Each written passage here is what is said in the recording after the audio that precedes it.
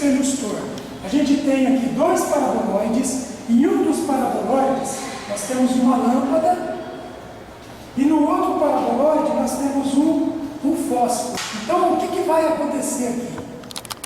Nós vamos acender a lâmpada, e como é um paraboloide, a propriedade reflexiva da parábola diz que um ponto, o foco da parábola, se você sair um ponto, você sair um segmento do foco da parábola e bater na parábola, ele vai sair paralelamente à parábola. Então, a lâmpada foi colocada aqui de forma, mostra aqui a lâmpada, ela foi colocada aqui de maneira que ela fique no foco desse paraboloide.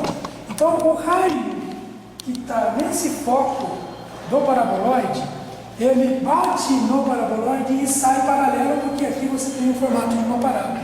Ele saindo paralelo a esse raio, ele vai bater nesse outro paraboloide e vai se concentrar no outro foco, que é um fósforo. É o que você tem ali. Então, quando você acende a luz, a tendência é que essa cabeça desse fósforo esquente e acabe pegando fogo. Então é uma peça para ilustrar a propriedade refletora ou reflexiva da parábola. Tá? Da mesma maneira que tem essa peça dada por essa antena parabólica. Passando de novo agora ainda com curvas, né? Porque nós vimos aqui duas cônicas, que é a elipse e a parábola.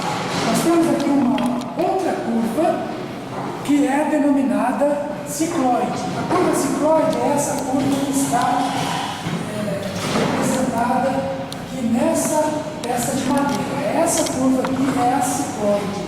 E a curva que está aqui representada seria uma reta.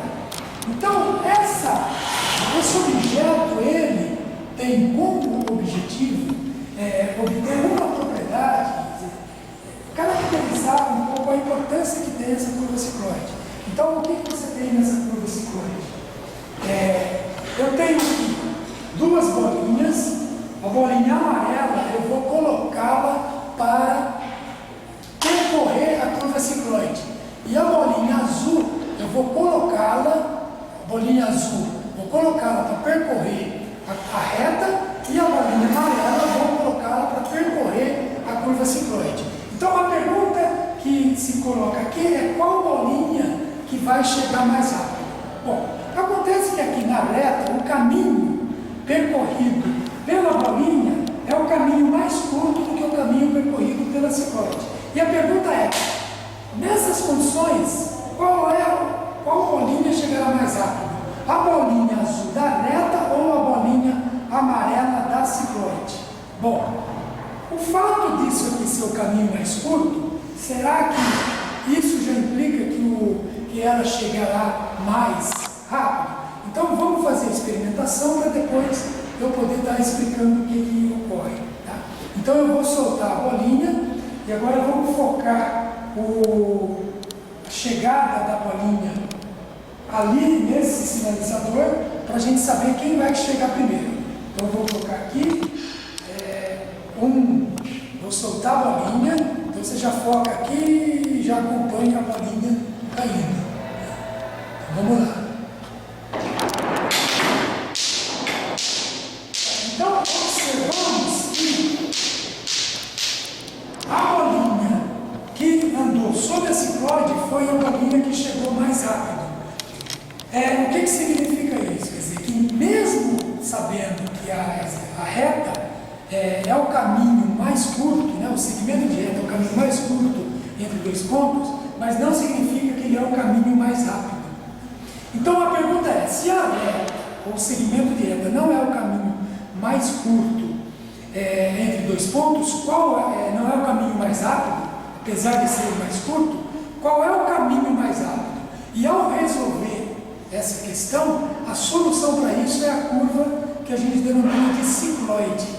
A cicloide é a solução do problema que a gente chama do problema da braquistócrona, que é o problema que é o mais no tempo mais rápido, é a curva cujo tempo é o tempo menor, né? Então, e essa curva também, além de resolver o problema da braxtóclona, ela também resolve o problema da tautóclona. Bom, o que é o problema da tautóclona? Independente do lugar que eu coloque esses dois pontos, eu vou apenas tirar esse sinalizador daqui, quer dizer, eu coloco a bolinha a curva cicloide, eu coloco duas bolinhas aqui na curva. Independente de onde eu coloco a bolinha, as bolinhas vão chegar ao mesmo tempo em seu ponto, nesse ponto aqui, nesse mesmo instante. Quer dizer, nesse mesmo ponto, vão chegar ao mesmo tempo, independente, eu posso colocar a bolinha aqui e a outra mais longe. Quando eu soltar, observe-se que eles vão chegar nesse ponto ao mesmo tempo.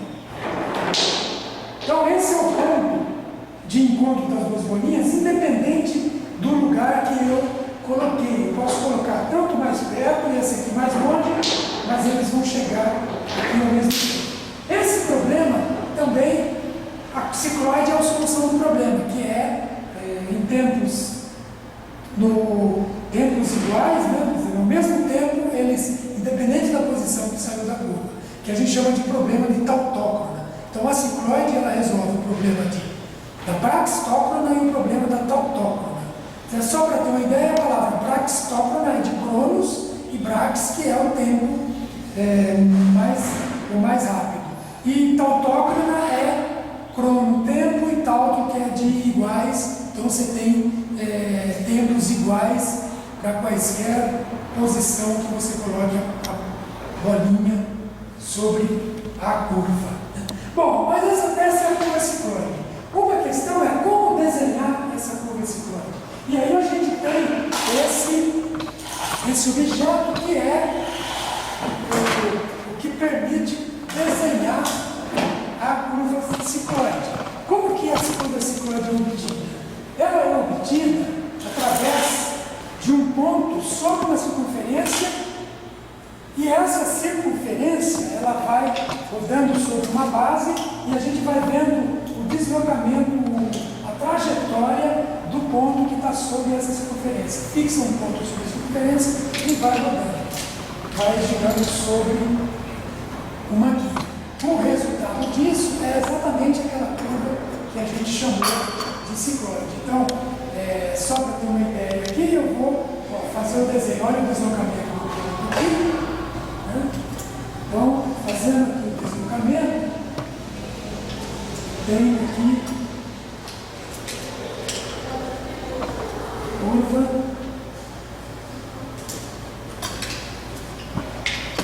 Então, observa que a curva, ela tem, na verdade, ela é uma curva que está ilimitada, não é só um pedaço, como é a circunferência, ou como é a elipse. Então, ela vem, dependendo se você fizer isso para todos os lados, ela vai andando e vai fazendo esse movimento. E aquela curva que está colocada ali naquela peça do problema, a gente tem esse contorno. O que pode parecer, em princípio, uma semicircunferência, na realidade não é uma circunferência. Ela é a cicloide que tem todas as propriedades desse cicloide. É uma curva diferente de outras curvas que a gente já conhece, como a própria elipse ou a própria parábola. Bom, continuando aqui, com mais uma peça.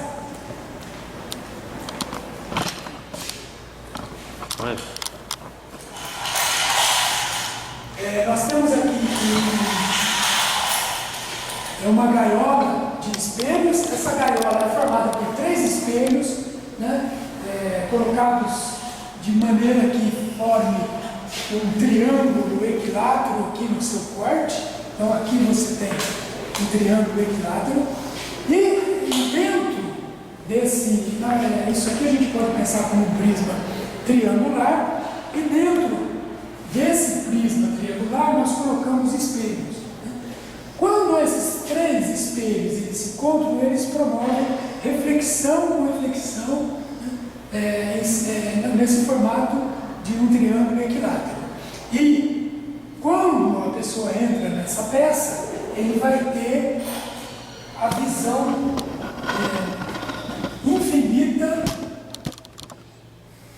numa porção ilimitada e infinita do plano. Então, pelo fato de você ter um espelho, os três espelhos juntos aqui, nesse formato triangular, essa reflexão de espelho com espelho promove a uma visualização quase assim do infinito, né? Todas as figuras ficam refletidas